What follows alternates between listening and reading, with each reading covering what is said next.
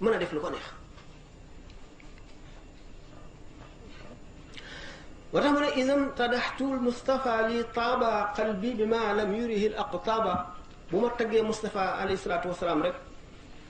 sama xol dana sedd ndax danaa gis loo xam ne xutbul xaw si gisuñu ko. hadiyati xaabat an l aqtaabi nee na may yi ko suñu borom may aqtaab yi amuñu ko. jox na saxaaba yi hadiya joo xam ne moo ko njëkk a def te xëy na moo koy mujj a def bi mu xamee ne suñu borom jëmm ju mu bind rek bindal na la ay kër ca àjjana bindal na la ay kër ca safara bu fekkee ne aji texe nga ñu dugal la ca àjjana ja far safara wa bu fekkee ne aji texee di nga ñu dugal la ca safara wa wacc àjjana ja jox ko keneen mu seet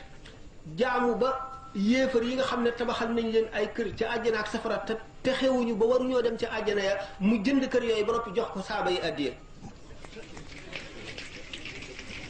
ku ko mas a def ku ko mas a dégg man de du man boo tax mu ne shahadtu man lam yarahu siwaaya mi man lahu awsalani hawaaya jàkkaarloo naag loo xam ne kenn gisu ko ku dul man loolu mi ngi jóge ci ki nga xam ne moo ma àggale ci sama bànneex li ma gën a neex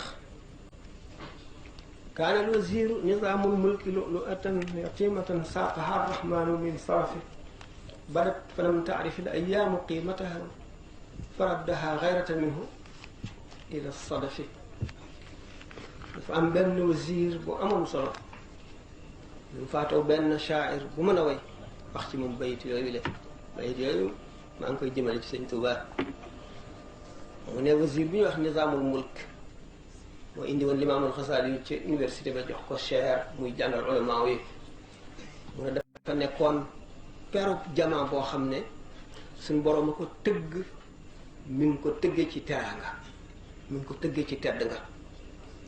ba mu ko indee ci àdduna te bindee fii xamuñu xaymaam suñ borom fiire ko bindee fii ba dencaat ko sëñ Tuubaa nga asalaamaaleykum wa rahmatullahi taala wa barakaatu